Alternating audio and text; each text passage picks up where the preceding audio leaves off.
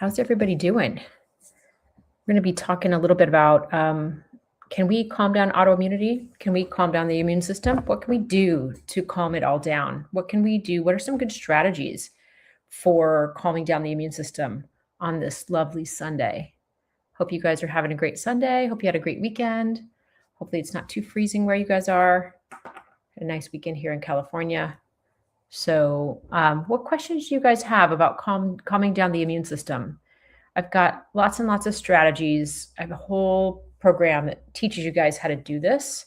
So I wanted to share some of that with you guys today so that you would understand like what kind of strategies there are. There's definitely ways to get that immune system to calm down a bit. One of them is just vitamin D. I don't know if you guys are on a solid level of vitamin D. I have so many patients who I've put on vitamin D and I've told them to get on vitamin D and they're like, oh yeah, I take it sometimes and I don't take it all the time. And I really need your vitamin D to be 70, 80, or 90 in your blood work so that you can really, really get your immune system to kind of chill out. That's one really good lever that's super simple. It's a very simple little lever to use. I want to give you guys some of the examples of the things that I'm teaching in my Autoimmune Shift program with my patients that work with me every week so that they can learn how to calm their immune system down. So lots of different strategies. The first thing we do is we get everybody's blood sugar under control. So I see most people have a blood sugar issue, whether it's too high and they're prediabetes or their blood sugar is crashing out too low and it's not steady enough. Your immune system gets really freaked out when you don't have enough fuel. So we have to build a foundation with your autoimmune situation on what's going wrong here. How do we do this differently? How do we figure out what's happening and how do we calm this down? Now, if you go to a rheumatologist, they're just going to give you some medications and that's their standard of care. So that's their basic standard of care. They just this is what they do. But most of you are going to a rheumatologist and maybe being told that you are fine or you don't have anything. You guys have to understand that the rheumatologists are working through platforms that they've learned. Stanford has the same platform as everybody across the country. They all have a standard of care where they wait until you are at a certain level and then they offer certain medications. Their standard of care does not include vitamin D, regulating blood sugar, figuring out what your trigger was. Was it a vaccine trigger? Was it COVID? Was it, what's happening? Do you have leaky gut? How do we calm the immune system down? There's lots and lots and lots of levers that you can pull to shift your immune system and really calm it down. But that's not part of the standard of care. There's no healing. Exactly, Katie. There's no healing the underlying cause. That is not how they are trained. So we need to change and shift our thinking about how these doctors are trained. They're trained with protocols in place so that a doctor at Stanford and a doctor at NYU and a doctor in Ohio have the same standards of care. They all have this sort of recipe that they work through, right? So you have to understand that that's where they're coming from. So they don't have the knowledge about vitamin D being an immune system modulator, about glutathione being an immune system modulator, about the role that leaky gut plays in triggering this. The standard of care is evidence-based for sure. Yeah, Sean, totally. But there's so many of you guys that are falling through the cracks. And I love the standard. Thank you, Sean. And yes, we love shot vitamin D. You must be a doctor. Great. Glad you're on board. I'm just saying that my patients or the patients that are coming to me that are desperate about their autoimmune situation are really, really frustrated because they want more. And what's frustrating is that traditional medical doctors or rheumatologists are having a very hard time because they have 15 minutes with you guys. They're constrained. They have short time frames. They're doing the best they can. They're really saving you with medication and trying to get you from, your immune system from destroying your joints. And maybe they'll put you on vitamin D. That's great. But also sometimes it's just let's really pull back and go, where did this come from? what triggered this? Did it get triggered by COVID? Did you have a baby? Did your immune system shift because you're in menopause now? What about, did you get a food poisoning situation happening? Did you go through extreme stress? What happened to you? I mean, and does this just run in your family? Because that's fair, right? But there's a lot of really interesting functional medicine strategies that we can braid in to traditional medicine. And I hear from all of you that you're frustrated, but I'm frustrated that I have lots and lots of rheumatology friends that are also frustrated, that want to spend more time and want to help you guys figure this out, but they don't have time. They're constrained. So we have to like start thinking about, we have to start thinking about what are you doing next? And so how does food trigger you? You have food triggers that are happening? I mean, what's going on right now with, do you have bloating? Do you have leaky gut? Do you have inflammation is happening? How's your blood sugar? So, hi, Donna, glad you're here. I find that most patients that I'm working with, they have high blood sugar, like they might have prediabetes, or they have really low blood sugar. And that might be triggering their immune system as well. So it kind of gets you like unsteady and it creates inflammation.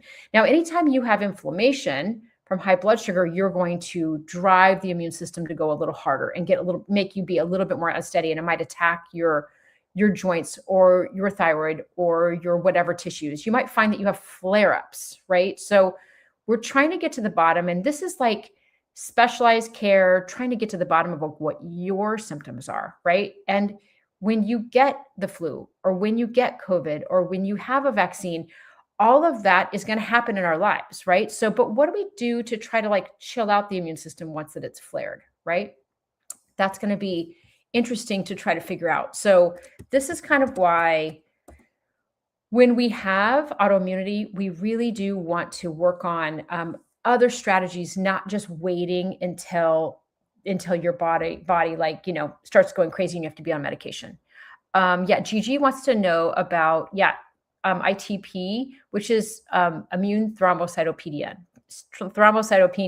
So this is when the immune system is attacking the platelets. So I have a few patients that have that right now. And so we're working on trying to get the immune system to quiet down. So what are our strategies? And this is just, I'm pulling out some strategies from my program. I have an Autoimmune Shift program, and I have like all these videos for you to understand like all the different basics of autoimmunity and how to calm it down. We start with blood sugar for sure. What's happening? If your blood sugar is spiking too high and you have prediabetes, you're driving this, right? It's a lever that you're pushing. It's driving inflammation. It's driving your immune system crazy. If you don't have enough vitamin D, your immune system can't calm this down. Now, that's important to kind of get enough vitamin D in. Are you absorbing it? Right? And making sure that your labs say 70, 80, or 90, not 30, 40, or 50, right? We really need to make sure you're absorbing it, make sure you're using it. So what we also need to do is we need to make sure that you have some glutathione on board.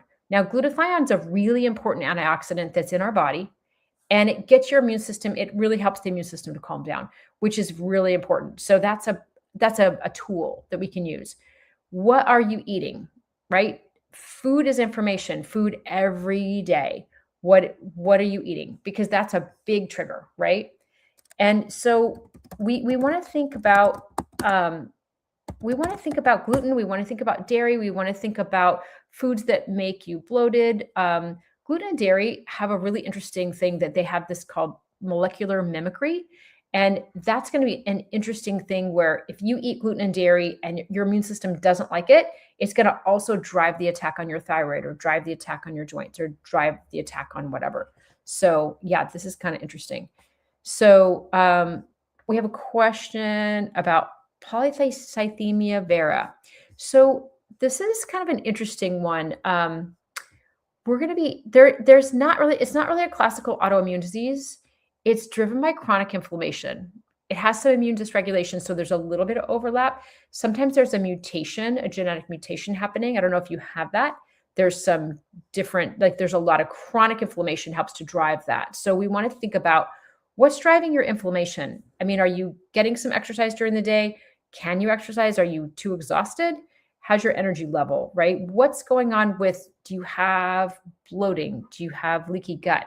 We're going on kind of a journey of discovery, like what you think is coming up and what's driving this. Oh, okay. So how does glutathione is, oh, you do, okay.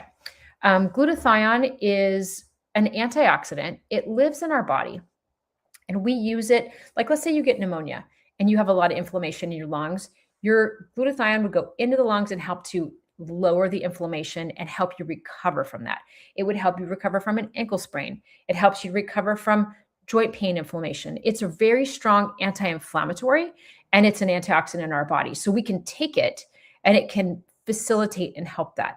Most of my patients in my Autoimmune Shift program, they are on particular supplements that we know can shift. And most of them, I'd say 80% of them say, wow, when I started glutathione, it really made a change. So from inflammation in the joints, from exhaustion, from fatigue, from maybe their antibodies toward their thyroid. So thinking about ways that we can add some benefit, and that's something I really like, a glutathione that's liquid. My favorite one is from Apex. It's called trisomal glutathione, and that one's a really helpful one. Increases your inflammation. I mean, it increases your antioxidant status. So super helpful. And I have lots of questions about who I am. So I am a nutritionist and I specialize in autoimmunity. I am also a functional medicine practitioner that's taken 1,200 hours in training through the Karazian Institute. I'm also a chiropractor. I'm all of those things. I have done that for 30 years. I've specialized in autoimmunity for the last 10 because I have an autoimmune marker and so does my daughter. So I'm really focused on what does traditional medicine offer and what can we offer as a functional medicine strategy? So what can we do? What can we braid in to this to allow the immune system to work better? Oftentimes my patients are on medications. That's fine. Maybe you're on Plaquenil, maybe you're on methotrexate, something like that to calm your immune system down. What else do we need to put in there?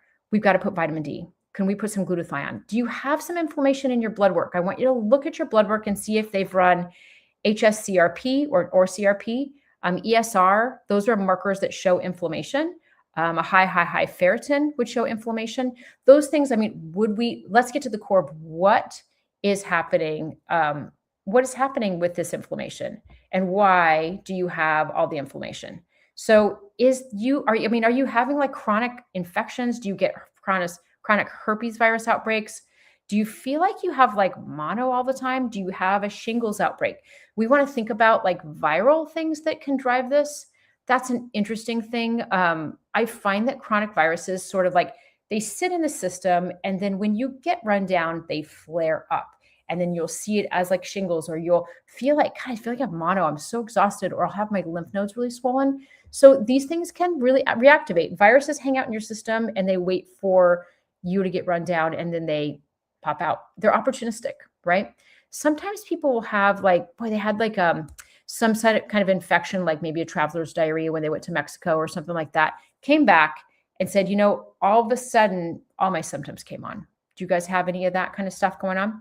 That's an interesting thing to figure out, like what your triggers are. Someone says they have high inflammation marker arthritis now, itching all over my body. So that's something we want to look at. What's driving this inflammation, right? Now, do you have rheumatoid arthritis or is it arthritis, like plain arthritis? Because that's different, right? One is like an inflammatory thing, like rheumatoid arthritis is more inflammatory. We're going to have really red swollen knuckles, or you're going to have a really red swollen wrist, things like that. So that's rheumatoid arthritis. Sometimes it can really deform the fingers of the hands. So rheumatoid arthritis is really interesting. Oh, plain arthritis, osteoarthritis. Okay. So we want to think about, osteoarthritis is really more an inflammatory driven. So we want to think about what's our diet like? Do we have more of an anti-inflammatory diet? I want you to think about having meats with your meals. I want you to have protein with every meal, eggs if you can tolerate it, meats if you tolerate that. I want you to have veggies and all the different colored veggies. I want you to have nuts and seeds if you can tolerate that. I want you to be on a fish oil. And this fish oil is really interesting. That's called pro-resolving mediators, and it's very strongly anti-inflammatory. I think that it's called SPM Supreme is the one from Designs for Health. So there's an SPM, it's like specialized pro-resolving mediators. It's called SPM. It's a specific fish oil that's very helpful with arthritis. You could get on a turmeric, like a liquid turmeric, like a high concentration of turmeric.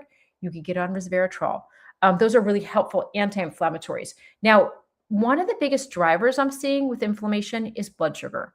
So if your blood sugar is spiking and your insulin spikes, then it drives inflammation all by itself. Now, the other driver of big inflammation is a lot of belly fat or a lot of visceral fat. So are you carrying too much weight on your belly? That visceral fat actually drives inflammation all on its own. It's like its own organ. It just creates inflammation all on its own. So we want to think about how do we manage all that kind of stuff, and we want to think about making sure that your blood sugar is steady. Protein with your meals, veggies with your meal, fats like avocado, olive oil, olives, those types of things, where you can kind of steady your blood sugar out. And if you don't know what your blood sugar is doing, could you get like a Lingo or a Stello blood sugar monitor on the back of your arm? Those things are great. They're $49 a piece and they last for 2 weeks and they connect to an app on your phone. Super interesting to watch what's happening with your blood sugar. And when you see it really spike, you're like, oh, wow, that's really a problem. Because when you spike, you drive up your insulin, it drives up your inflammation, and all that extra sugar or carbs goes right on your belly. So that's when we're really, really struggling with belly fat. So these are really interesting things to think. Would that be also a diet and detox? Sure. Yeah. That diet and detox is great. So diet, anti-inflammatory diet, sometimes a detox can be helpful. Now, some people are coming in with like a fatty liver, and that's the liver's having a harder time detoxing because it's kind of fatty, and it's fatty because the blood sugar keeps spiking, right? So this is like pre-diabetes kind of gives us a fatty liver. So it's kind of like when we have too many carbs and too many sugars in our meal and the blood sugar spikes, the body has to put it somewhere. So it's like our liver kind of gets marbled. And so there's like fatty streaks that go through our liver. And then it's a little harder for you to detox. Okay. Oh man, so someone says I'm in the hospital right now with petechiae covering my arms and legs. Doctors have no idea what it is. Wow, that's no fun. Holy cow. Gosh, I hope you get better. I'm glad that you popped on to this live. Hopefully you have some time we can have some time to figure it out. I'd love to know what's happening.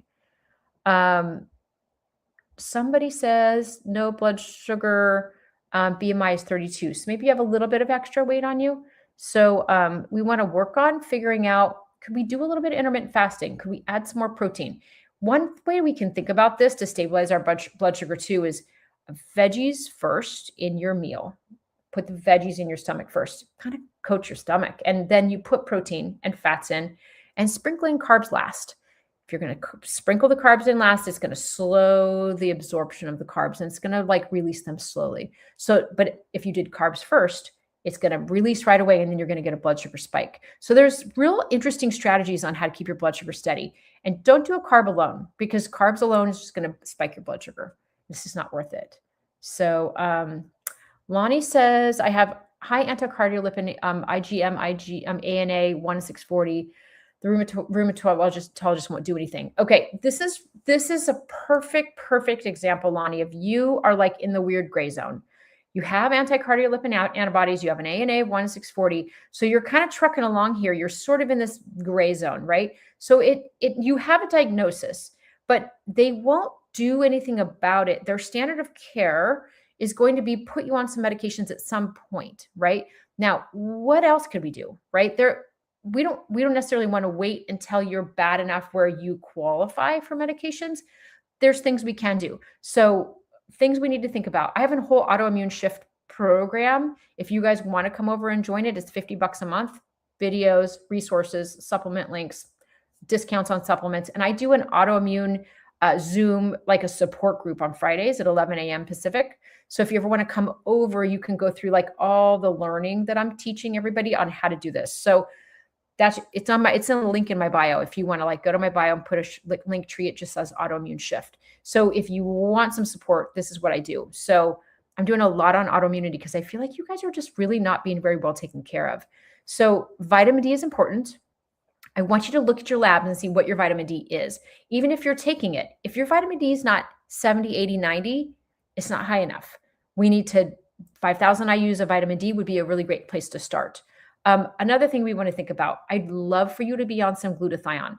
Liquid glutathione, there's a few different brands. I'm happy to send you a link if you want a link. Just DM me with your name and your email, and I'll just send over a link.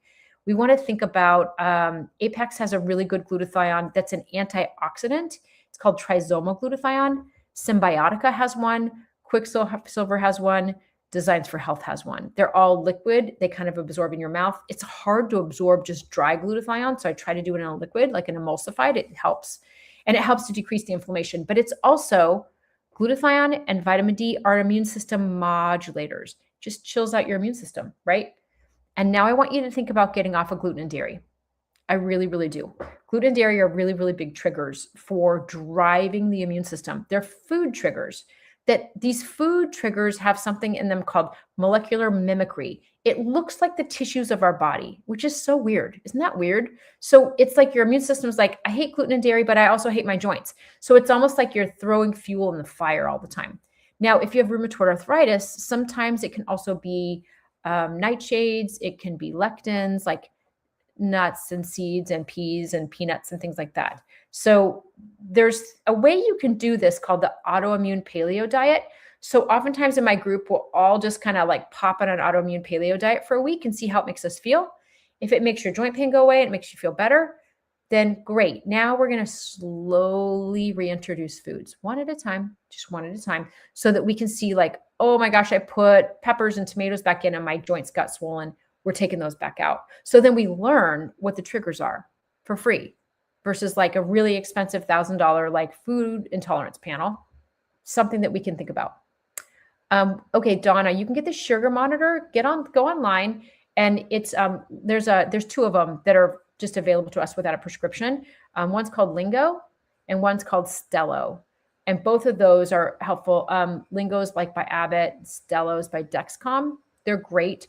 They're not perfect. Sometimes I'll put one of those monitors on and it'll tell me my fasting blood sugar is 80. The other one will tell me that it's 95. I don't really care. I actually want to just watch what the spikes are. That's what we're trying to do. It's not specific numbers. It's not super, super accurate like a diabetic person's one would be, but I'm watching what it's doing. And if it's spiking after certain meals, I'm like, ooh, that's a tricky meal for me. Maybe I shouldn't eat that. Or maybe I should do a veggie first with some fats and some protein and do the carb last, reorder the foods in the way that you eat it. And then it's going to be, better and helpful. So that's where you get that sugar monitor. Great stuff. So, oh, I wish you could send me pictures too. Your poor legs with petechia. I wonder, do you have an autoimmune condition? Do you know that's caused all that sort of petechia on your legs? I wonder if they could run an ANA panel on you. Okay, Danielle says, I have a positive salivary protein 1 IgG, also high kappa, light, and lambda. Okay, so you have autoimmunity rolling. So this is where we've got to think about what do we do next? How do we calm this immune system down? What are our strategies, right? We're looking for food triggers that drive our immune system crazy. We're looking at your digestion. Are you getting bloating? Do you have overgrowth of bad bacteria? What's happening with that? Do you have SIBO, small intestinal bacterial overgrowth, right? That's a thing that can happen.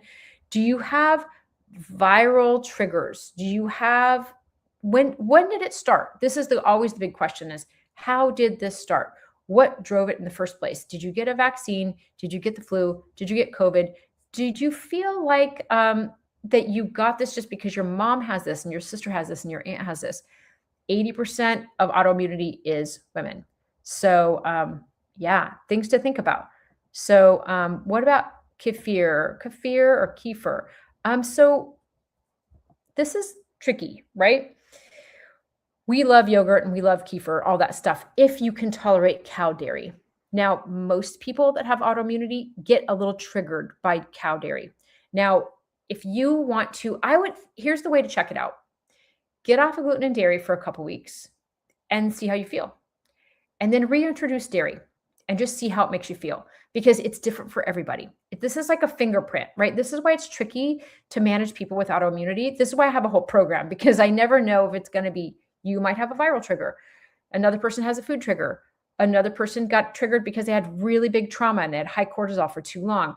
Another person gets triggered because their immune system went crazy when they went into menopause or after they had a baby. So like there's lots and lots and lots of reasons. That's why we want to like get into the weeds with you and really figure it out. That's why I have an autoimmune support group, so that we all kind of help and support each other and figure out, oh, this person's triggered by nightshades, the other person's not, right? So it's not true for everybody. So check it out. What else? Okay, Danielle, you also have MS lesions on your brain. Okay, so we got to get after this. We have to get after this, Danielle. We have to figure out what the driver is on this. So I'll tell you, there was a really interesting study on MS food triggers that was done by a guy named Dr. Vijdani in LA. He's an immunologist. He runs a company called Immunosciences, Aristo Vijdani. And he did some really cool testing on different kinds of conditions and the foods that can mimic the lesions that they've got, like MS. It's a nerve situation, right? It's the sheath of the nerves. It's the coating, the myelin sheath around the nerves that are triggered, right? So that's what the immune system's attacking. So what are the foods that look like that? Gluten and dairy look like that, like the myelin sheath. They have similar protein, repeating protein amino acid structures of the chains of protein. So gluten and dairy can look like that. Hold on, I'm thinking corn, spinach, soy. Is there another one? I have to look it up. I know that those are the 5. So we want to think about, with you, Danielle, we need to figure out your food triggers right away, because just eating a really healthy spinach salad could be really triggering for you and not for other people. But MS lesions, we want to get really serious about spinach. Oh, and tomato. They all have this thing in common called aquaporins. And aquaporins just are the way that the water channels go through the food. And it's really, really similar to the protein structure of the myelin sheath on our nerves. So we want to think about figuring out how to get those foods out. You want to get glutathione in and a really good dosage. If you want a link, please email me or send me a DM with your email. I'll send you a link. Vitamin D needs to be 70, 80, or 90. I need your blood sugar to be steady as a rock. I need it to be steady. I can't have you doing prediabetes or crashing and getting hypoglycemic, because that can drive inflammation. I need you to exercise to tolerance. I can't have you overdo it. Okay. There's lots and lots of things. If any of you want to join my Autoimmune Shift program, it's like $50 a month. If you want to be in my program, you can have all the videos, all the learning, resources to all the links to the supplements. You get a 20% discount on supplements, and you meet with me on Fridays on an autoimmune support group on Zoom at 11 a.m. Pacific every Friday. So, and there's a group of people, we're all trying to figure it out, right? And I'm just guiding all of you. I can look at your blood work one-to-one, whatever support you guys need. I'm just telling you that you need functional medicine to really figure this out. Traditional medicine, I mean, they can help, but they're not equipped, and they don't have time. They're trying. I have a lot of great rheumatology friends, and they're really, really frustrated. Of course, Donna, I'm super happy to help. Okay, you had breast cancer and lung cancer, had strong chemo last year, had surgery to remove lung cancer. So yeah, might be something associated with that.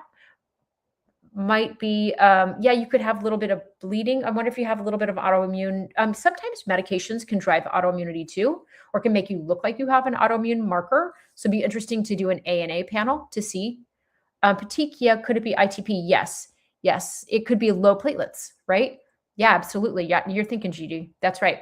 So this is why when we get into autoimmunity, we can't have like a super structured recipe. We have to be super curious, because one person's trigger is not the other person's trigger, right? So we have to validate everybody's triggers and what you know about yourself.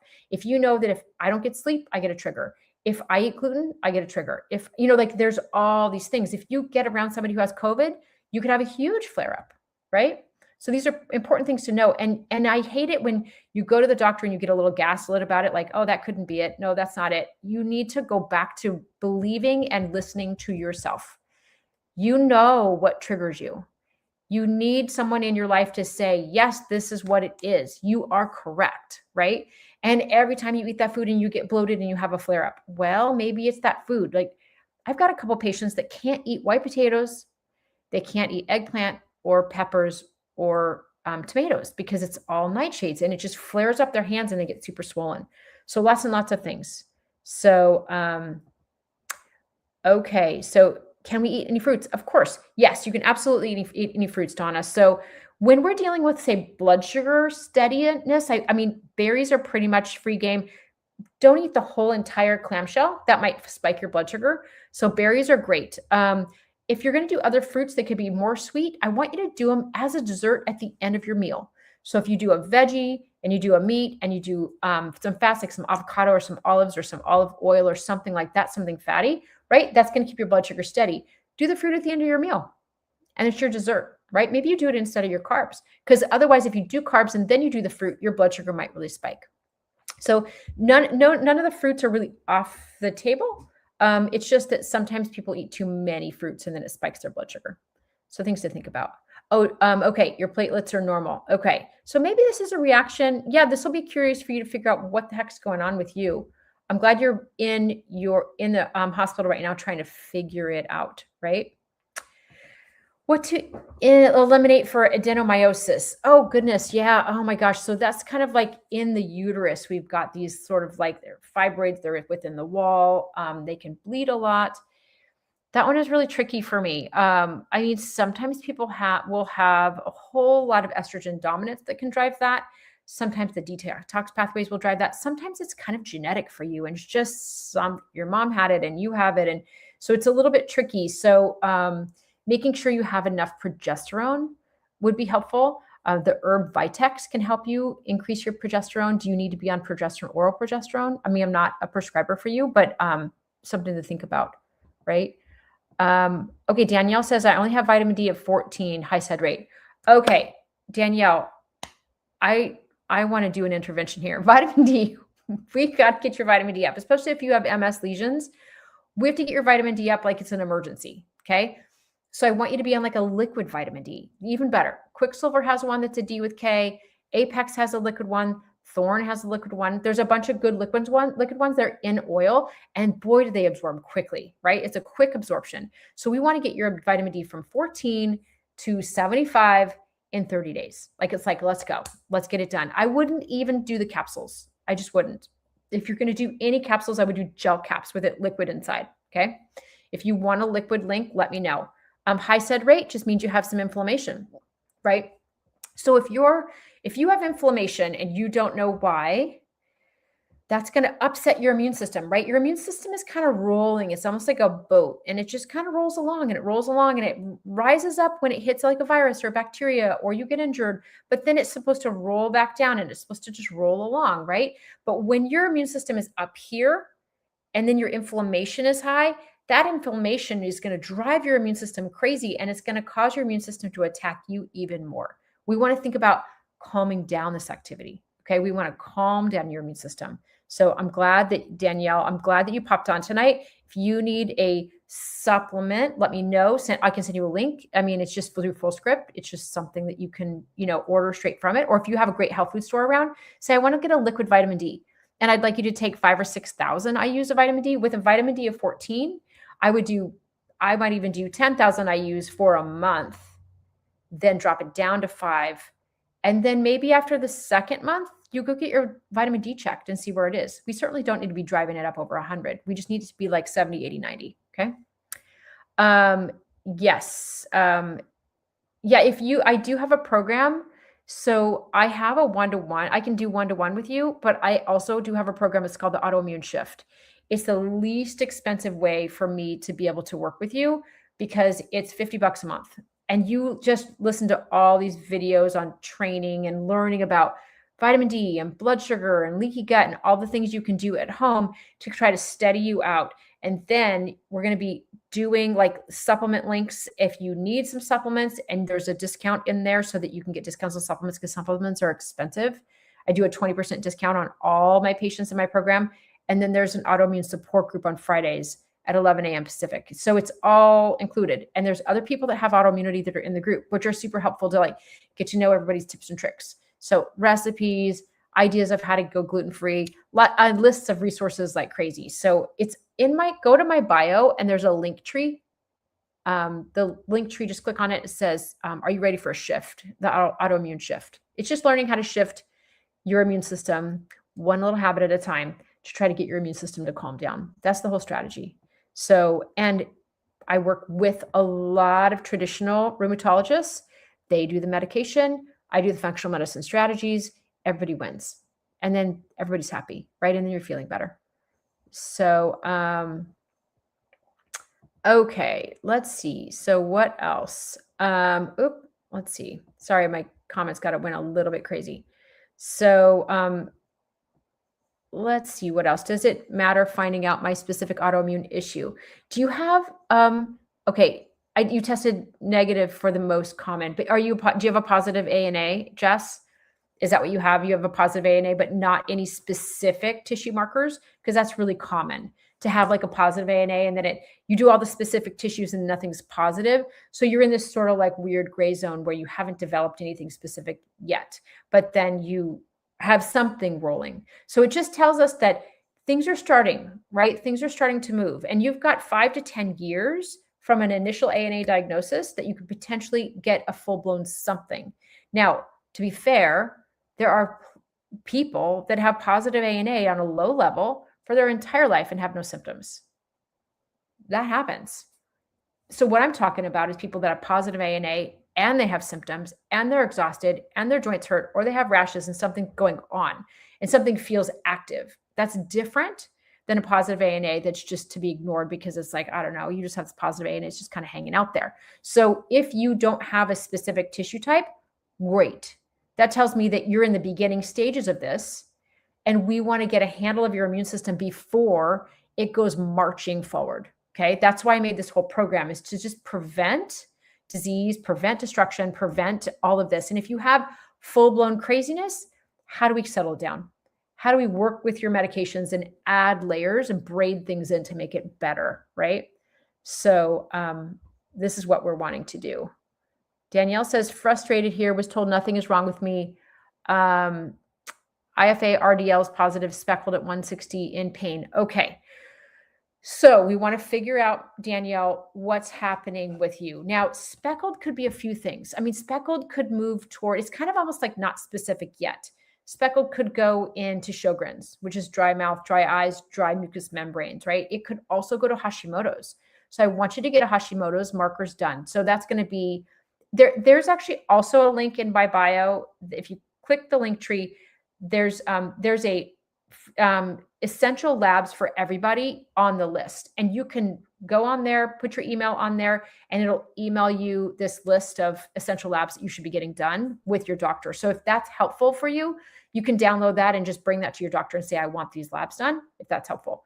But so I'm saying with maybe with Hashimoto's, I want to make sure you don't have Hashimoto's with a speckled marker. So you want to get thyroglobulin antibodies done and thyroid peroxidase antibodies done. That's Hashimoto's. Then you'll run a TSH, a free T4, and a free T3. That's more of a complete thyroid panel where you want to check out Hashimoto's. If you don't have Hashimoto's and you have speckled and you are in pain, we have to figure out what this is going to go toward. I mean, speckled could move to lupus. We don't know. It could move towards systemic sclerosis. We don't know. It's kind of this, it's a beginner's ANA sometimes. Sometimes it's an overlap with like Hashimoto's, like I was saying. So, but if you are in pain and you have like joint pain, then we need to figure out what your food triggers are. We got to balance out your blood sugar. We got to get you on some vitamin D.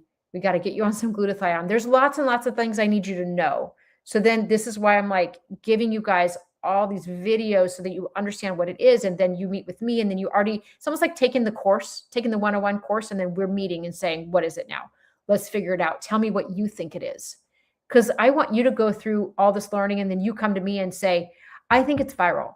Okay, great. What's our strategies around that? Okay. I think it's hormonal.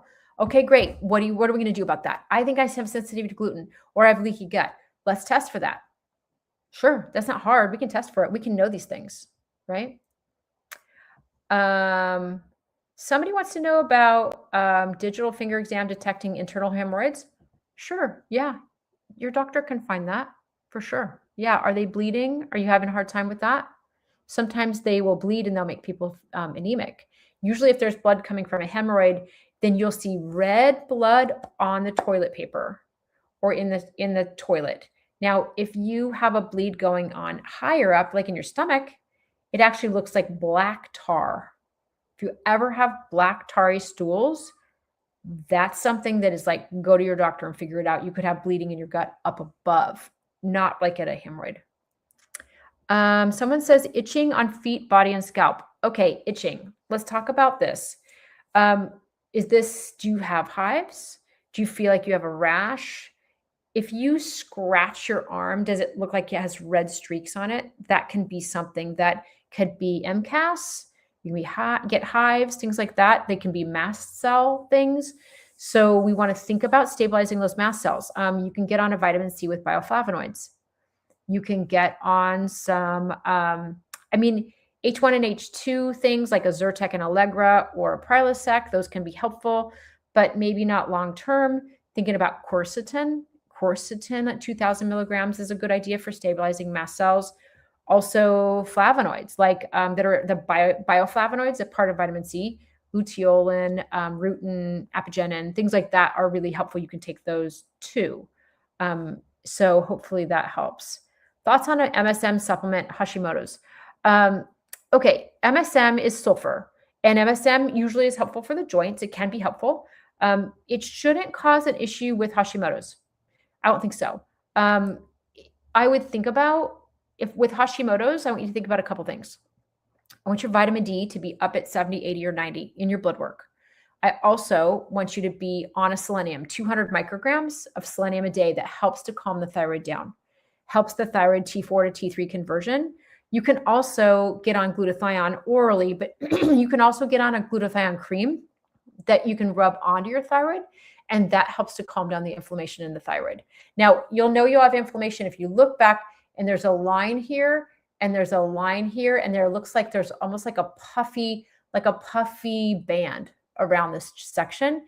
Can be Hashimoto's. It can be Hashimoto's thyroiditis. It's an inflammation of your thyroid, right? So you can put a little bit of glutathione in there, and that's helpful. We got to think about food triggers. We got to think about gluten. We got to think about dairy. Now, the top 5 food triggers, guys: gluten, dairy, corn, soy, and egg. Doesn't mean you're going to be sensitive to all those. But what if you got all of those off of all those for like a couple weeks and then reintroduced them one at a time? I wouldn't reintroduce gluten. Now, every once in a while, I have a patient that can do dairy, but no one can do gluten. It's really, really, really triggery. It seems like that's kind of almost 100%. I haven't seen anybody yet. So, Danielle, can you send me a DM and just put your first and last name and give me your email, and then just say liquid vitamin D. All we're going to do is we're going to put you on a liquid vitamin D. I would put you on Liquid D by Apex. It's a great one. It's every single drop is 2,000 IUs, and just dropping that straight into your mouth will help it absorb right away. It won't be hard. Okay. Yes, Donna, great.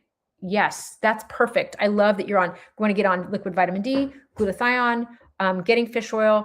And if you can find the SPM fish oil, even better. But if you can't, get just a blend of like DHA and EPA. That one, I love the brand Nordic Naturals, because they have a really good filtering process where they make sure they're really fastidious about making sure there's not any heavy metals in their fish oils. So I trust that brand, and they're pretty much everywhere. So that might be a good thing to do. I do 2 or 3 grams a day of the fish oils to see how that helps. Now, remember, you guys, supplements are diagnostic. Okay. If you start a fish oil and you go, wow, my joints feel so much better, then we know that you are calming down inflammation. Okay. So, and then we could do something else. We could stack it. We could do a little turmeric on top of that. Does that help even more? Maybe. Resveratrol, something that's, boswellia. There's a lot of anti-inflammatory things you could do. You can add ginger. Like, these are all things that are really anti-inflammatory. So once that you know that one works, we're like, okay, this is the mechanism that we're doing. We're pushing a pathway, an anti-inflammatory pathway. Can we do more? Okay. So, and if you ever get a supplement that doesn't work well for you, that's also diagnostic. And yes, Chrislyn, that is exactly right. Be careful about what supplements you get. Be careful about like just Amazon and getting supplements off of Amazon. If you want a full script link, it's a full script is they have a company that they've looked and they've researched and they've investigated the quality of all these supplements and made sure that they're good quality.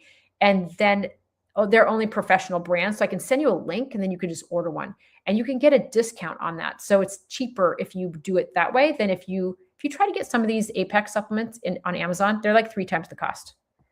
And, I just kind of worry about the quality too, where it's coming from. So other things, sorry, I'm going to pop on my, okay. Sorry, I'm trying to figure out where I am. Okay, positive ANA, nuclear speckled and increased from 140 to 180 and developed rashes on my legs. Okay, Jess, now we're going to start getting serious about that. Okay, so we want to think about rashes, fevers, fatigue, joint pain. This is really common with autoimmunity, right? So you have something a little bit more active. Now, 1 in 40 and 1 in 80, sometimes rheumatologists won't take that very seriously, but we do because you might be catching early days, right? You might have a food intolerance. You might be intolerant to gluten or dairy or corn or soy or egg. You might be having issues with nightshades. We might need to figure this out. How's your digestion? You have rashes on your legs. We want to figure that out. So it could be a food trigger. It could be just that you have some autoimmunity toward the skin. Sometimes you can get rashes on your face, like if you have a lupus rash, like a little butterfly rash. So we want to think about rashes just being the immune system being a little overactive. We don't know exactly what it is, but it's important for us to get going on this and make sure that we start calming this down. So we want to make sure we know how to calm it down. And that's why I want to break down my whole kind of program and then just share with you parts of it. If you feel like you need that support, pop over. It's not that expensive. It's just trying to make it really inexpensive for everybody, like $50 a month to have the consultations with me and being able to be in a group and be able to have all this learning and have all the resources and all the downloadables, the labs you need to get. If you need labs sent to you, I can send you links to get labs done. Cash labs are really inexpensive, guys. Really inexpensive. Quest has done a really good job of making cash labs really cheap. Like all the labs I would ever want to run, $250. Like really, it's really cheap. So, okay. So, So also, Jess has recurring SIBO H. pylori a year prior. Okay. So that could be the trigger, right? H. pylori can trigger. H. pylori is a big trigger for Hashimoto's. That's a really interesting, thing that will trigger Hashimoto's. Now, SIBO, small intestinal bacterial overgrowth. So you've got some bad bacteria that's kind of overgrowing in your small intestine that shouldn't be there. It should be down in your large intestine. And it's causing some like maybe methane or hydrogen gas and constipation or diarrhea. So making sure that all that is getting killed, but then making sure that you don't have any leftover leaky gut from that would be something interesting to check. Jess, it would be interesting to make sure that you don't have that. I like using a company called Cyrex. Cyrex does a blood test for leaky gut. And so that's an interesting one to see if you have any remaining leaky gut hanging out in there. Okay. Okay. So, oh yes. So titer went from 140 to 160 in a month. Yeah. And so now, Jess, why? Right? What's going on? Your immune system is kind of like a rocking boat on a heavy, heavy choppy seas. You're kind of like not steady. We want to get you to steady your waters. We want to really understand like what drives your immune system crazy? What makes it settled, right? That's our goal, right? Is it, are you getting exposed to chemicals? A big trigger I'm seeing with some of my patients is that plastics are really triggery. So microplastics in plastic water bottles, getting like BPA, all the different BPs, really triggering, really driving autoimmune Hashimoto's markers. So we want to really please get off the plastics. Let's get something, like this, right? Like a metal water bottle. Let's get a reverse osmosis water system underneath our sink or on the countertop. And let's just bring our water with us and get off the plastics because the BPs and the microplastics are causing huge havoc. I also want you guys to consider getting the Yuka app. YUKA, and going and scanning all the things that you put on your face, you put on your skin, you put on your hair, you put in your mouth, like all the toothpaste and the sunscreen and the gel in your hair, all the things, to make sure that you're not putting things on your body that are highly contaminated or dangerous or high chemicals or has, toxins in it that can actually drive your immune system crazy. Because that's a little hidden thing that I see a lot, where people are like, I'm doing great, I'm doing perfect, and my immune system's going crazy. And they're putting on this toxic sunscreen every day, right? We got to figure it out, right? There's a lot of things. Okay. Can I please talk about Pentad? Pentad, let me kind of look up Pentad, because I'm not familiar with that word on what that is. So let me just talk about, are we talking about thrombocytopenia purpura? Maybe the Pentad classic 5 signs. Okay. Got it. So, so we've got the fever, thrombocytopenia, microangiopathic hemolytic anemia, and renal dysfunction, neurological dysfunction. Okay. So we've got, that is a group of symptoms or things that are happening, right? So what is at the core of this? Your immune system is unsteady. Your immune system is doing some attacking. It's damaging your kidneys. It can damage your platelets. It can create fevers. It can create neurological dysfunction, which means you could have autoimmunity toward your brain, toward your nervous system, toward your nerves, toward your spinal cord. There's anything in our body is up for grabs as far as autoimmunity. We can always run a really cool panel from Cyrex that will look at all the antibodies that you could ever be tested. You could run a ton of antibodies just to see if your immune system has made antibodies toward those tissues. So that's an interesting thing to do if you're not really sure what it is you're developing. So I love that Cyrex. It's the best panel. Missy says, my legs hurt really bad right now. Okay. So we need to think of a few things. Is it leg cramping? Is it that you're not recovering from exercise well? Is it that you have swollen knees and ankles? I wonder what that's about. So tell me more, Missy. I would love to know.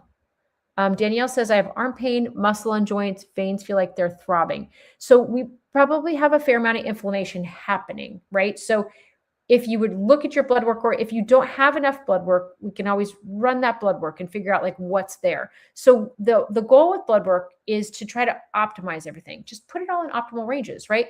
We don't want you to be, oh, you're fine and you're hanging off on the edge of vitamin D at 31 and the range is from 30 to 100. We want you to be at 70, 80, 90, right? We want to be in optimal ranges. We want to make sure that your body's not diseased, right? I mean, that's the standard of care in medicine. It happens, right? I mean, that's what they all learn, and that's fine. But you guys are complicated. It's hard. It is frustrating to try to get good care in just a standard of care platform. Okay, thoughts on epigenetic allergen testing to help gut and autoimmune issues. So epigenetic testing, allergen testing. So I like to do an allergy test, and it's more IgA, IgG allergens. It's not to be fair, true blue allergies or IgE reactions. Your throat is closing, you're getting a rash, you've eaten peanuts and you got to do an EpiPen, or you have IgE reactions to hay fever, so a lot of times we don't get those IgE reactions to food. If you do, you probably know about it. Like my daughter eats cod and she gets a migraine. Yeah, that's what happens. So, but that's not IgG and IgA. These are like food intolerances. I like to do a test through Cyrex. I like to see what food triggers are there.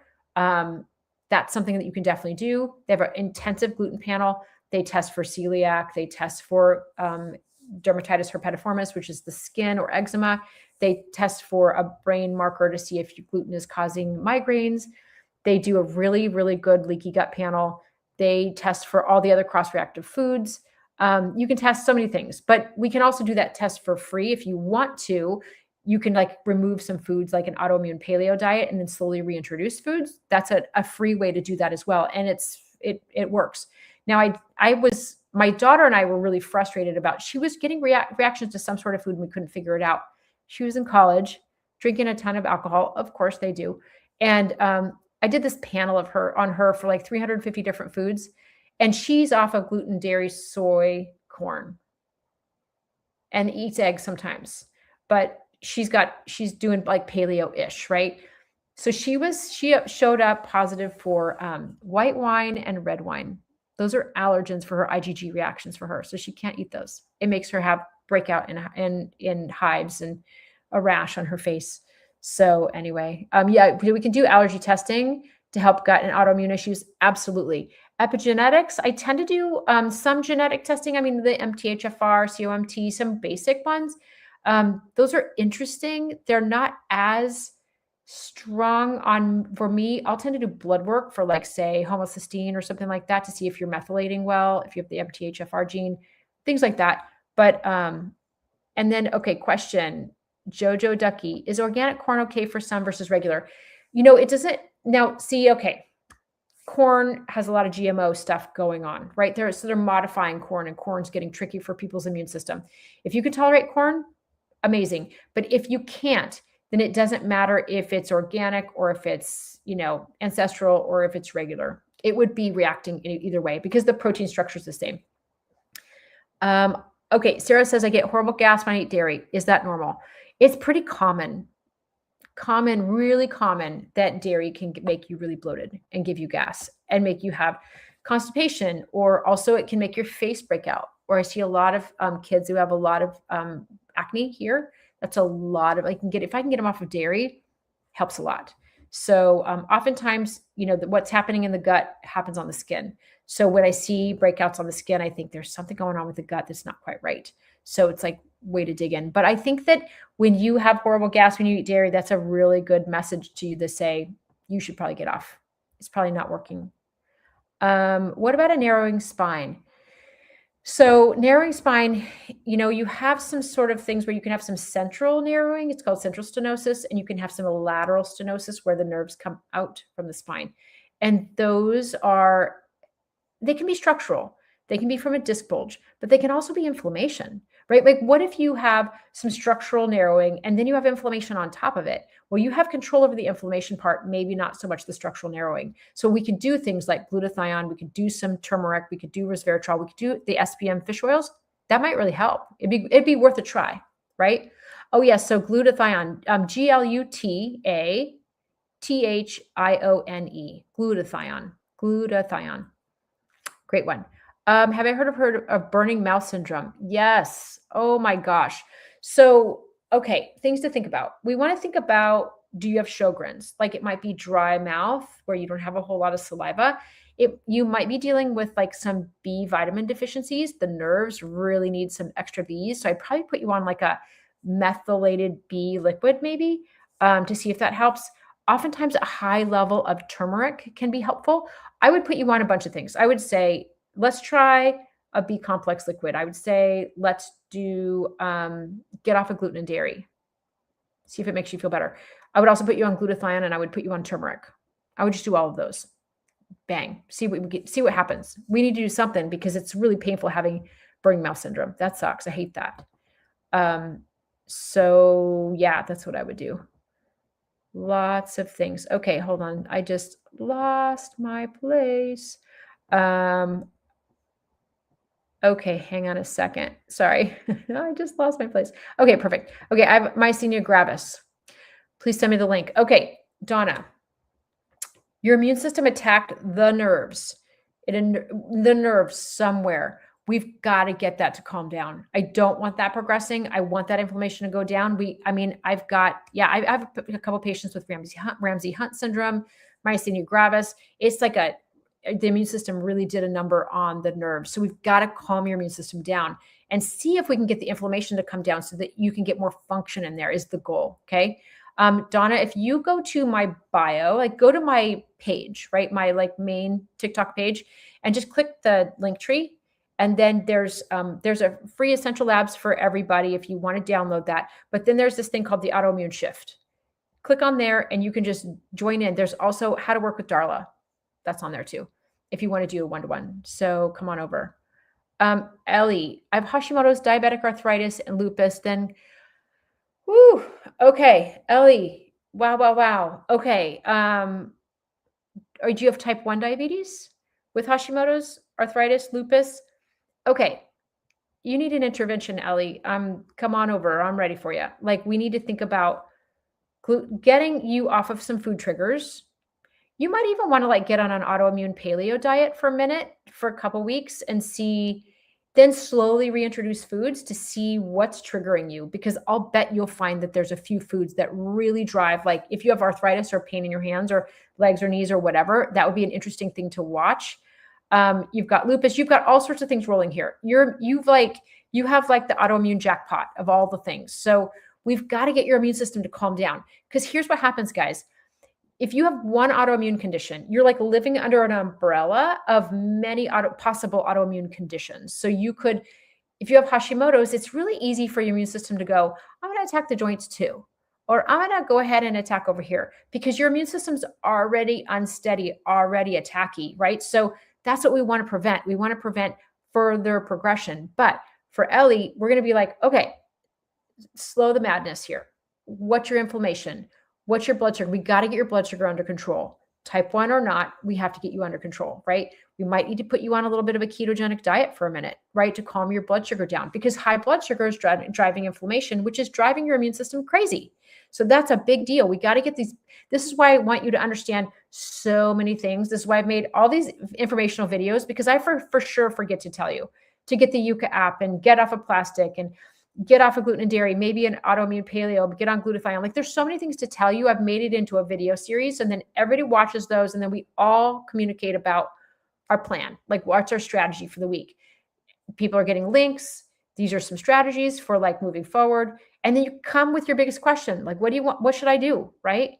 This is a new founding group that's on Fridays. My Tuesday group is full, but my Friday group has some space. So we're just starting up Fridays at 11 a.m.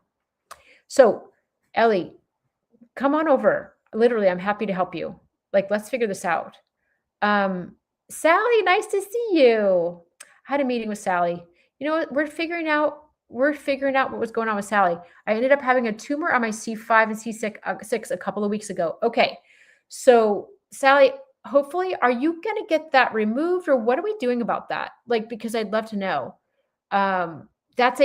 Something is occupying space, right? And just creating problems. So it'd be interesting to know. I'd love to hear that. I have so many like stories from people. I'd love to hear like the ending of the stories, right? I'm like on cliffhangers with everybody. Chrislyn, can you send me, I can send you a link for supplements. Can you send me a DM in TikTok, or you can send me an email and tell me, this is my name, first and last name, and tell me what supplements you want. Okay. So my email is drdarlabooth@gmail.com.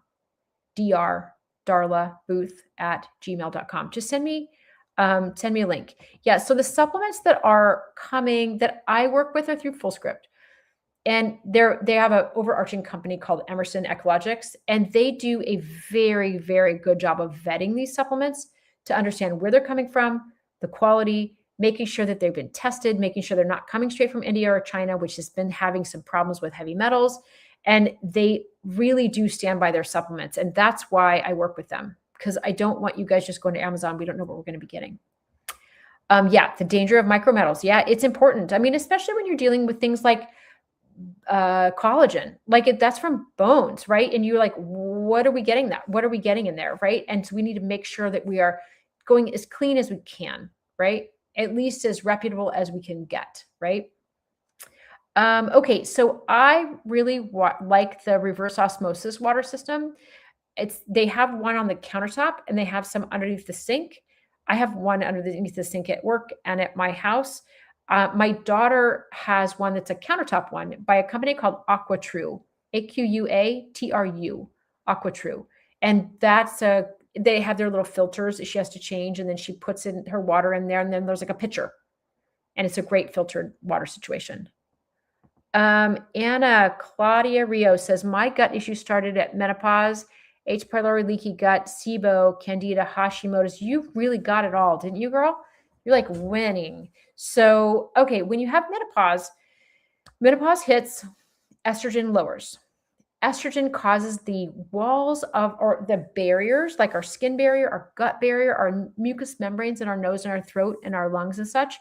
It causes the membranes to be thick. and it's protective. So when we go into menopause, the gut can be like a little bit thin, right? And it can get leaky easier. So sometimes with autoimmune things, sometimes hormone replacement is a really helpful thing.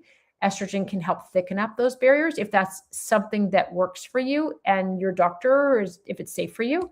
Estrogen, progesterone, sometimes testosterone, super helpful. That's for leaky gut. Plus, we want to think about, have you killed the SIBO, right? Have you killed off the bad bacteria? Is that gone, or is it still there? Because you've got a lot of overgrowth. So my question also is, well, when you have H. pylori in the stomach, it lowers the acid in the stomach. So now whatever food you're eating, if it has bacteria on it, it's not getting burned off in the acid. So now that bacteria can go into your system and into the intestinal tract.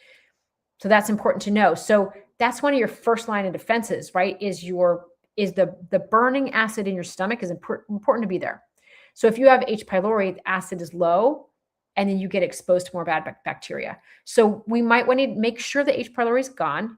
You might need to reintroduce more acid in your stomach so that you're not getting constant like reintroduction of new bacteria or candida or parasites or whatever. Also, we want to make sure that your good bacteria are super healthy. I also want you to think about being on like a short chain fatty acid, which is like butyrate, acetate, propionate. That really helps to seal the gut lining back up. I really like that. I love one called Tributrin by Apex, one of my favorites. Okay, dude, where's my car? I like that. My sister has MS, type 2 diabetes, psoriasis, and she still smokes. Oh, isn't that frustrating?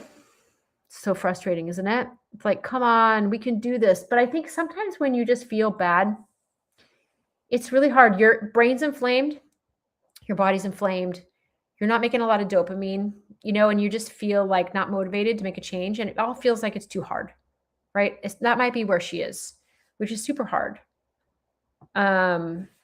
Yeah, that's frustrating. Adam's TS13 mutation is the core problem, actually. I haven't heard of that one. Sierra girl, I didn't clarify it in the pentative of HEDS, POTS, immune, MCAS, and gut issues. Oh, gosh. Okay. So we've got MCAS, we've got autoimmune, we've got POTS. Yeah, this can be really a lot of like, you might want to really work on what your triggers are for your hives. Do you also have like hypermobility? Do you have EDS? A lot of people with hypermobility, they have hypermobile collagen, and the collagen's kind of loose, and then the mast cells easily pop up and then create hives. I just don't know if that's something you have too, but I would think about if it's really bad, I'll have people get on like an Allegra or a Zyrtec and a Prilosec to kind of stop the madness, then work maybe on some quercetin or some DAO or some flavonoids or something like that, but also get to the bottom of if you have leaky gut. If you have a bad leaky gut, and you have a bad bacterial infection in your gut, it can drive MCAS and it can drive some of these gut issues. So I would probably want to test you for with a company called Cyrex to see if you actually have overgrowth of bad bacteria. That would be a dysbiosis that would be driving leaky gut. That might be happening. Gigi, how do you help with inflammation? We want to figure out what the inflammation is coming from. Like if you had a chronic like sinus infection or chronic herpes outbreaks, that might be driving the infection, the inflammation, right? If you had prediabetes, that's definitely driving the inflammation. If you have too much belly fat, that visceral fat's driving inflammation. So if that's happening, we want to get to the bottom of that, right? We want to pull the string on that and say, how do we stabilize your blood sugar? Do we want to do a blood sugar monitor? Is that a problem? Is your blood sugar spiking? Maybe. Is it crashing? Right? So sometimes the blood sugar will spike and then crash, and then you wake up in the middle of the night because you have this nocturnal hypoglycemia thing. That can be an unsteady problem, right? If none of those things are true, then I say fish oils are amazing for inflammation. Turmeric is amazing. Resveratrol is amazing. Boswellia is amazing. It depends on if it's in your joints or if it's systemic, right? I just made an entire 90-minute talk on inflammation. I could talk for a long time about inflammation. Okay. Pulsating in left waist area since yesterday. Speeds up and slows down at different times. Doesn't hurt. So that's definitely blood flow. sometimes you'll feel like even like deep, like your aorta will be pumping. It's not necessarily bad, but if you were concerned about it, they could always do like a little ultrasound in that spot and really see what's going on in there. That wouldn't be a bad strategy. Okay. Lorraine, my daughter at 13, her knees get quite painful, bright and red in color. Okay. So, yeah, we want to get to figuring out if she has autoimmunity. I would run an ANA cascade on her just to see if that's coming up positive, because we want to know if her knees are bright red in color and they're quite painful and it's around the whole knee and it's red, then it makes me think more of a systemic thing, especially if it's both knees. If it's one knee and she hit it, that's one thing. But if it's not, or if it's sore because she's growing, that's one thing. But bright red, both knees in color, bright red in color and swollen or something or painful, let's get an ANA done on that. Let's get some blood work done to see what's going on there. Ella says it's strong enough that I can see it jumping up when it pulsates. That might be your aorta, really deep. Ella, are you a little bit thin? Sometimes thin women, like they'll lay down on my table and I'll see like their aorta kind of pulsing and popping up. And that's kind of normal because they're thin. I don't know. We could always get a little ultrasound in there and see what's up. Okay. Sublingual or liposomal glutathione, why? I would say anything that is liquid is going to absorb better than capsule. Now, if you have to do capsule, I would do AC glutathione. It's a little bit easier to absorb. The liposomal glutathione is easier. It has just about as much absorption as, say, the IV one would. So that's why I tend to go with the liposomal form. It's a little bit better absorbed. I gotta get, there's all these like questions. I'm sorry, you guys. I'm going way too slow. I got to get this going on. Okay, hang on a second. Just seeing where I am. There I am. Okay, so is fibromyalgia autoimmune? Usually there's something deeper in fibromyalgia. Fibromyalgia is usually like you're in pain, your joints hurt, you're hurt on all these locations. It could be fibromyalgia, but it could be something called, like specifically called mixed connective tissue disease or undifferentiated connective tissue disease. You could have a positive ANA. It warrants more investigation. I would do an ANA cascade. I would do Hashimoto's markers. I would do rheumatoid arthritis markers. Those are in the labs for everybody in the link in my bio. If you want to click on that, you can just download that and you can look at all the different markers I would have run. But I run a lot of blood work because I want to see it all. And if people don't have PPO health insurance, we'll just run it through Quest Cash Labs. And we can run everything for a couple $100, $250 max, really. It's not that expensive. So yes, I do more testing. Hashimoto's. Carolyn has Hashimoto's. Okay. So we want to think about vitamin D, right? We want to make sure your vitamin D is 70, 80, or 90. I want to make sure that you're on some selenium, 200 micrograms a day, or eat a couple of those funny little Brazil nuts, those big weird nuts that are in the nut mix.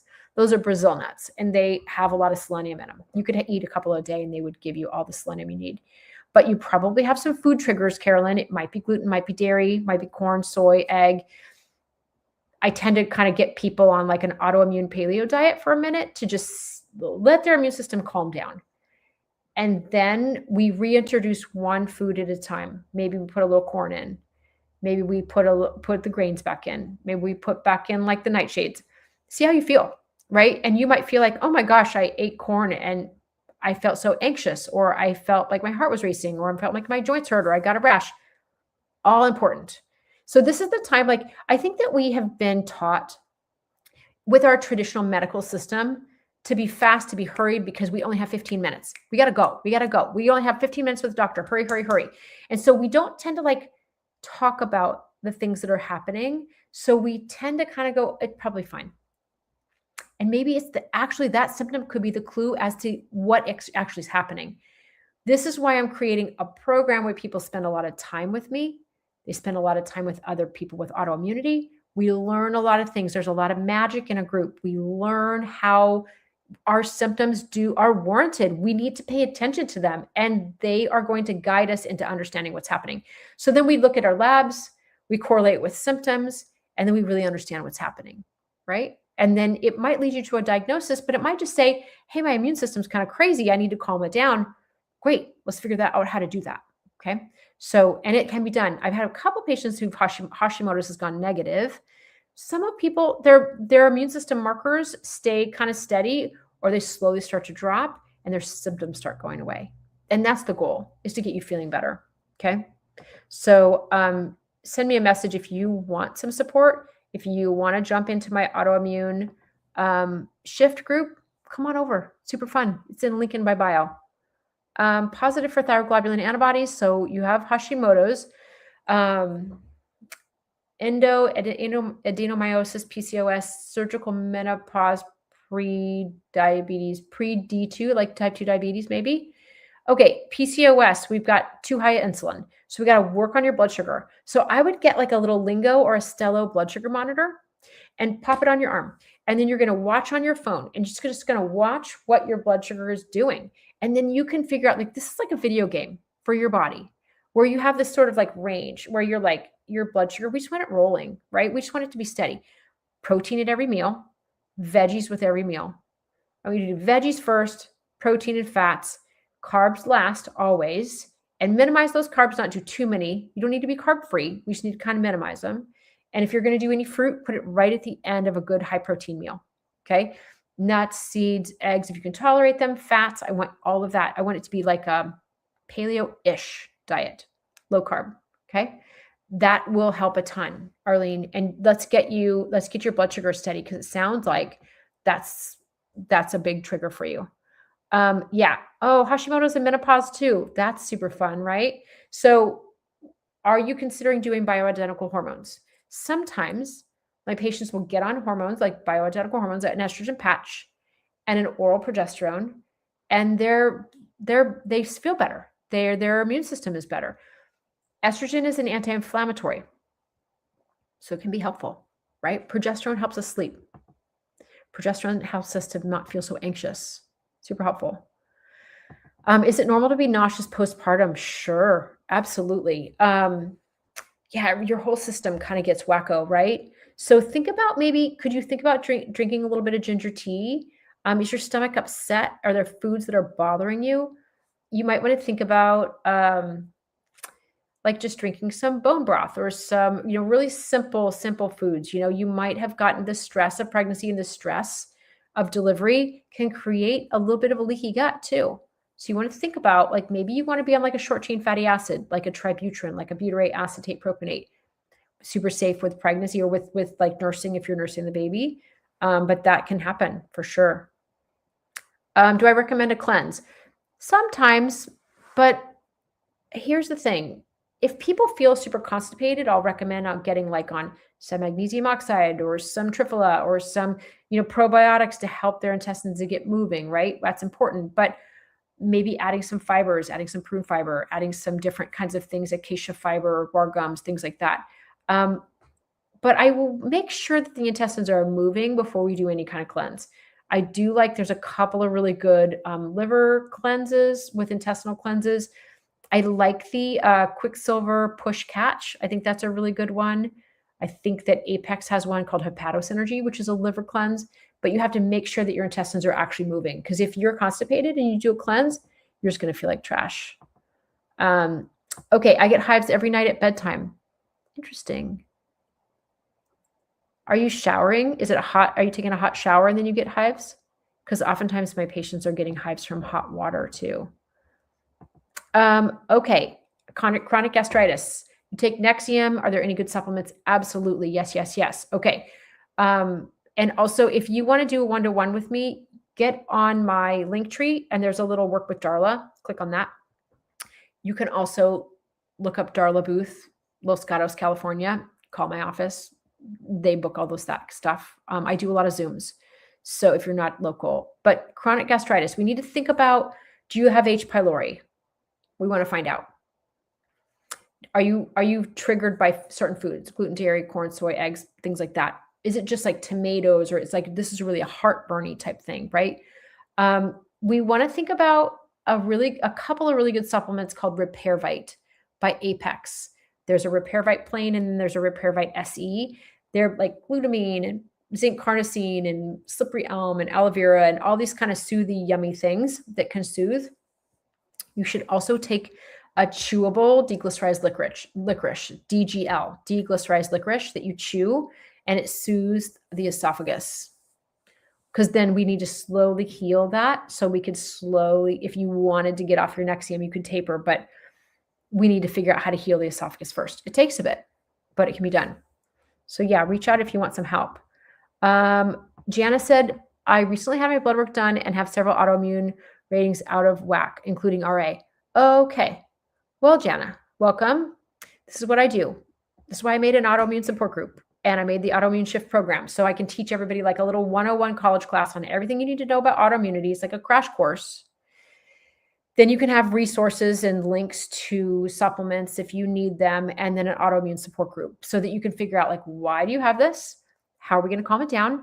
What's our next best steps? Because here's the thing, I could talk about 17 supplements and it doesn't mean that you need to be on all of them. Like it just depends on what you have, right?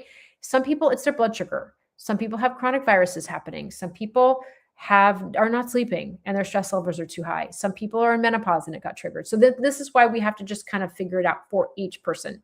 This is why I made a whole crash course video series, because I need you guys to figure this out. Gigi says, I have a lot of visceral fat. Okay, that would be a great place to start. I mean, we could work on making sure your blood sugar is super steady, and then maybe working on some like intermittent fasting and some things like that. See if we can get your visceral fat to come off. That might be driving your inflammation for sure. Yeah. Thyroid eye disease. Okay, Mario.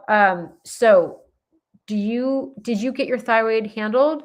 Did they take some of it out? Did they do a little radioactive iodine, something like that? That's part of, say, Graves, which is like, you get a lot of like stuff going on behind the eyes and the eyes get a little bit bulgy, and that's part of Graves. So I just want to make sure your thyroid is functioning okay. But also that's an autoimmune condition. Okay. So we want to make sure that your immune system is calmed down too. Right. Yes. Okay. Does crust make your skin, all of your body have red discoloration? Yes. That's crest is CREST, right? Calcinosis in the joints and you get some nodules and such, and then Raynaud's, right? And then esophageal dysmotility, sclerodactyly in the joints, but also telangiectasia, which is kind of like that red sort of spider webby, like blood vessels breaking. So yes, that's part of it. Yes.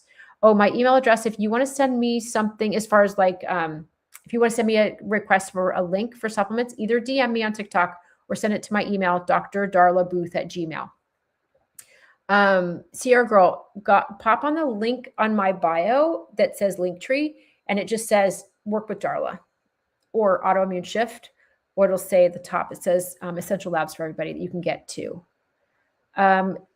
Okay, Mocha, how would you do the test for me? So if you are in the US, I can send you a link through a company called Rupa, and it's a link to any kind of labs you want to get done. A GI map, food intolerance testing. I mean, so many labs are in there, but Quest is also in there. So we can do regular cash labs for a couple $100. You can get all the tests you want to get done in there too. So it just depends on what you have. So I'd probably want to talk to you about like what you've had done and what your symptoms are, so we can like smartly make a choice about what we would run. Yeah. CBA testing, have demyelinization and optic nerve swelling, already ruled out MS, also have Hashimoto's. Okay, so this is an immune system situation you have going on. Yes, we've got to try to figure out how to calm this down. So we want to figure out what the food triggers are. We want to get your vitamin D up to 70, 80, or 90. Okay, I want you to get on some glutathione. Sometimes with anti-inflammatory, like with turmeric, I've had some patients have some good success with black cumin seed oil, or it's called black seed oil. That's been really anti-inflammatory. That's been helping my patients with Hashimoto's. It's been calming down the inflammation in Hashimoto's, and it might help you too. Would be something to consider anyway. Let's see what else. Yeah, yes.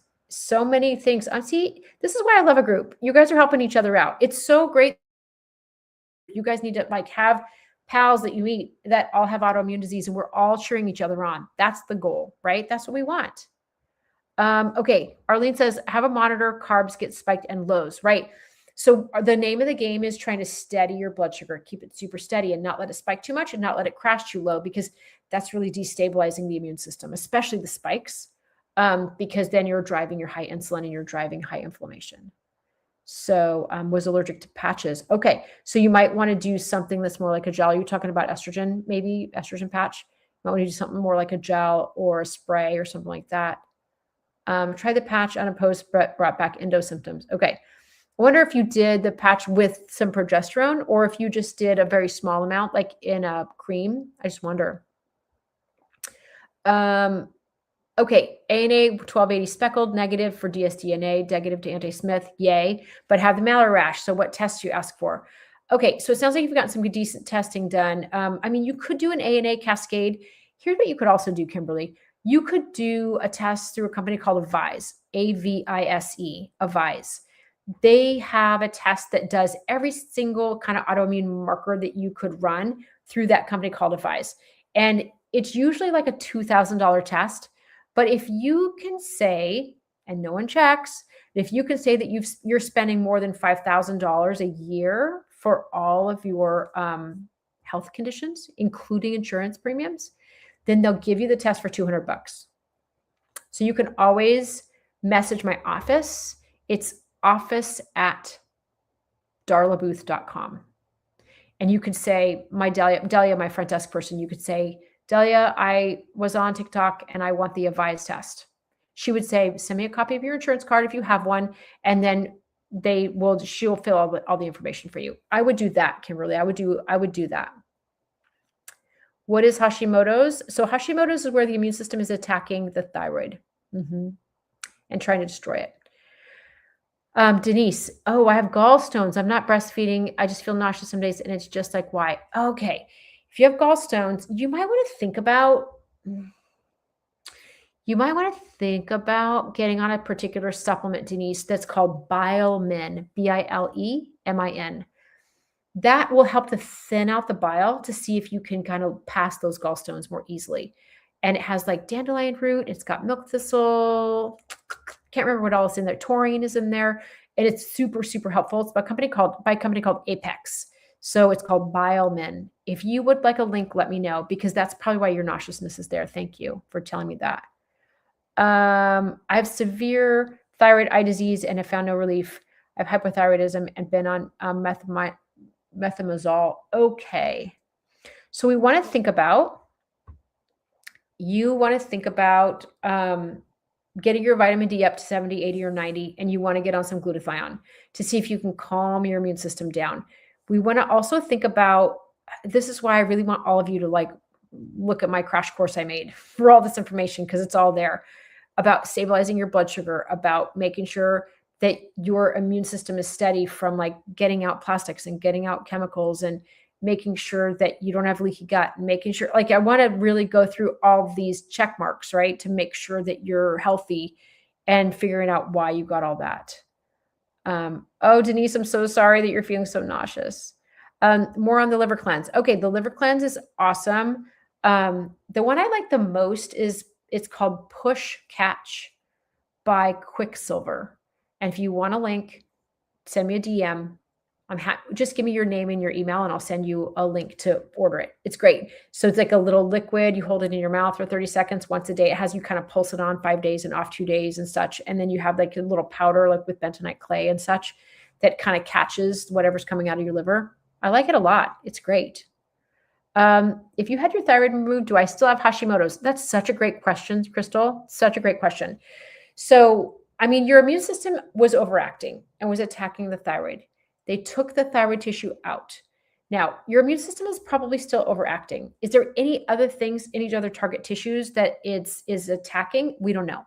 I would probably run an ANA screen on you, maybe an ANA cascade, just to make sure, because you have autoimmunity underlying it, even though the thyroid is gone. So not classically Hashimoto's because that tissue's gone, but I would say autoimmunity. You're living under an umbrella of autoimmunity for sure. Trouble losing stomach fat. Yes. Can we get you on a blood sugar monitor, and we can kind of understand how your blood sugar is steady, right? That would be really good. Janet, can you fix it now that's been triggered? So here's the thing about autoimmunity. It kind of turns on, and then we have some control over that volume knob where we can drive it higher, we can drive it lower. So if we could say we're going to turn off autoimmune disease, then I would be getting the Nobel Science Prize for sure. I'll take it. But it's not always turn offable. Sometimes it goes negative, but I never really know who that's going to happen with. And that's never a guarantee I give. But we can calm down the immune system. You just have to learn. I want you to all go through this little college course to understand how to learn how to do it. And then you're reporting to me saying, hey, I watched your video on chemicals and oh my gosh, I had this exposure. Or, oh my gosh, I have gluten issues. Or, oh my gosh, I have whatever, SIBO or overgrowth, bad bacteria, whatever. And then we strategize how to calm that down. And all through the whole thing are links to supplements depending on what your symptoms are. Okay. And lists of like, how do you even eat gluten-free? Right. It's crazy. Yes. Levothyroxine. That's a question about levothyroxine. That's T4 and it's fine. It's fine. There's a lot of different thyroid medications. There's Tirosint, there's Natrethroid, there's Armour, there's levothyroxine, Synthroid. They're all fine. As long as your numbers look good, they're all fine. Yeah, don't worry about it. For someone with MS, what do I recommend? Get on vitamin D, get off of gluten and dairy and spinach and tomatoes and corn for sure. Those foods have molecular mimicry to the nerve tissue of the myelin sheath around the nerves. Okay. Only been on this methimazole levels, only good on it. They want to remove it. You could have part of your thyroid removed or your whole thyroid removed and then go ahead and get on thyroid medication. I've had patients do all those things and it's all been fine. You just would have to take thyroid medication. That's okay too, right? This is an autoimmune condition though. Your immune system has attacked your thyroid. Your thyroid is overproducing hormones and it's making you have thyroid eye disease. It's making your eyes annoyed. So if that's the case, you might want to get it taken out and get on thyroid medication. I mean, it's totally up to you and your doctor, whatever you think. I don't think that any of those choices are bad. I think that all those choices we can work with. Okay. Orange Skywalker. I had 180 ANA, but tested negative for all the RA lupus thyroid antibodies. I have symptoms. Okay. So you're early in this. This is early times, but you have symptoms. So we're taking it seriously. And so we want to think about learning about all the things you need to do about autoimmunity. If you want to join my autoimmune support group, there's a whole bunch of videos to learn about all of this, plus supplement links, meeting with me on an autoimmune support group on Fridays at 11 a.m. Pacific. All these things can be yours if you want to do this. I feel like the price is right? But also, if you want to do a one-to-one with me, or if you just want information and just want to talk to me, that's okay too. I have Tuesdays and Fridays, days and Friday mornings blocked out for just Zooms. So I see regular patients in person on Mondays, Wednesdays, and Thursdays in my office in Los Gatos in California. I know that not many of you are in Los Gatos, California, but that's okay. You can do Zooms if you want some support. They can't do radioactive due to TED. They say that's fine. If they want to take out your thyroid, Mario, it's funny. That thyroid is so close to the surface of the skin. They'll do like a little incision right here, and then they just pop it out. It's the wildest thing. Thyroids are wild. But then you'll have to be on thyroid medication, which is okay too. I mean, you're almost like on a medication to slow down your thyroid, or you're going to be on a medication to give yourself thyroid hormone. You know, it's kind of depends on what you want to do, right? Okay, Chrissy says it's more than broken blood vessels, though. It's like I look sunburned and I can't go in the sun. Have you been tested for lupus? Do you have lupus markers at all? Because that sun sensitivity, my daughter has an ANA homogeneous and gets sensitivity to the sun, doesn't have full lupus, but also has sun sensitivity. So it's kind of intertwined in with this autoimmune situation you have going on. So we're trying to figure out calming down your food triggers, getting you sleeping, getting your hormones normalized, cleaning out your liver if you need it. Let's make sure that our blood sugars are steady. Get your vitamin D on. Get on your glutathione. Like I want to just crash course all of you guys. So have the cream. Haven't tried it yet. Okay. Hopefully that helps for you, Arlene. Oh my gosh. And then Colleen has MCAS, Hashimoto's, IgG, allergic foods, postmenopause, positive HLA B 26 or 27. Okay. You have a lot going on, Colleen, but you know what? All this is very manageable. This is why I do this work, because you just need a lot of different things, and that's okay. We might need to figure out what foods are triggering you, what's causing your MCAS. I wonder if you have leaky gut. That's what I wonder. Menopause, thinner gut lining, more susceptible to leaky gut. And when you have leaky gut, you tend to have MCAS or like hives. You tend to have more allergies to foods. You tend to have reactions. So, Colleen, I would probably do a test on you through Cyrex for leaky gut. It's like $250, $229, something like that. If you ever want to do something like that, I can send you a link through Rupa. You could go locally to a phlebotomist, send in your blood work. It wouldn't be a big deal, but it'd be worth looking at, because I wonder if you have some leaky gut. You guys, I'm going to be on for about 10 more minutes, then I got to go. But I'm so glad all you guys popped on. This is a great night. So it seems like Sunday nights are hopping. Kimberly says, I was newly diagnosed with adrenal insufficiency, and basically my endo told me my cortisol was none. Oh my goodness. Okay. You feel exhausted then. Did he put you on some little low level of hydrocortisone? Because usually people with like adrenal insufficiency need to be on a little bit of hydrocortisone, or you're super exhausted. Let me know. Denise, can you DM me or send me an email at drdarlabooth@gmail.com? Just send me and say, I need Biomen, and here's my name and my email. I'll send you the link. Do you recommend sauna or whatever detox? I love sauna. Listen, I have a sauna myself. I'm a huge sauna fan. Love it. I think it's one of the best detoxers you can do. Yes. News said I had a biopsy done, did not show lupus or dermatomyositis, but I have all the symptoms for the dermatomyositis. Okay. Yes. So oftentimes, this is what is the tricky part, right? You're kind of like loading this condition and you're not there yet, but you have some of it, but they're like really waiting until you cross the whole finish line before they go, okay, congratulations, you have full blown blah, blah. Here's your medication, and that's what they're waiting for. That's the standard of care. And that's okay. But there's a lot of things you could do beforehand. And that's why I've really have pushed into helping create a program for all of you to understand and get educated so that you know how to strategize this and weave in all the functional medicine strategies that are available to you that are all pretty reasonably easy, that can calm your immune system down and make yourself so much better. And then your rheumatologist is like, what have you been doing? You're so much better. And you're like, I know, because I learned about all this stuff. That's what we want. Mocha said, okay, for MS, tomatoes, dairy, spinach, corn, gluten. These foods, when you break them down, the protein of these foods, the protein structure breaks down to amino acids, right? And there's these like repeating amino acid chains. And so when your immune system looks at it, goes, oh, I know what this is. This is a tomato, or this is spinach, or this is my nerve sheath, but I can't decide if it's my nerve sheath, myelin sheath, or if it's gluten, or if it's dairy. They have repeating protein sequences or amino acid chains that are called molecular mimicry. It looks a lot like the tissue of your body. So when you're exposed to those foods, it drives your immune system crazy, and it can drive an attack to your myelin sheath. It's called molecular mimicry. It's super dumb. It's super frustrating, isn't it? The Friday Zoom group still has openings. Yes, Kudzu, Granny Witch. I think I've seen you before. I love the name. That's great. Yes, it still has some openings. I've got about 7 people in there right now. I only had 4 people on the Zoom this past week. So it's a nice little group. So it's super fun. So come on over if you want to jump in. It's in the links in my bio. Just pop on and put the Autoimmune Shift. Come on over. I had a bop. Okay. You've got all the dermatomyositis symptoms.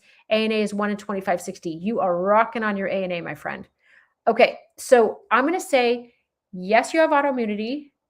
Yes, we need some functional medicine strategies to calm this down, because I don't think that your medical doctor is offering you much. So let's do other things and try to actually calm it down. We don't want to win the race of, yay, you have a full-blown diagnosis disease, right? If you can calm it down earlier, even better, right? None of these things are any contraindications to medications, and they work really beautifully with whatever your rheumatologist wants to do. So you're just getting a head start. They said it was lupus for years now, and now it's CREST. Okay. Yeah. Yep. CREST. We need to calm it down, Chrissy. We got to calm down your immune system. I don't like all this, because I don't really like how CREST has that esophageal dysmotility where you have a hard time swallowing. Like, no, thank you. Let's pull it back. Okay. Carolyn says autoimmune caused high cholesterol. Yeah, well, so your liver creates a bunch of cholesterol, and so you could have some liver inflammation even that's driving some cholesterol. I wonder. IVIG, yes, Kuzu, IVIG is helpful for some people. So some of my patients do really well on IVIG. It's really helpful. Some of my patients do really well on low dose naltrexone, LDN, but some don't. So this is where you just like choose your own adventure. You try this. Does it work? Nope, doesn't work. Okay, we try something different. Nope, it doesn't work. Okay, we do that. We do something else, and then we braid in all the other strategies that we've got.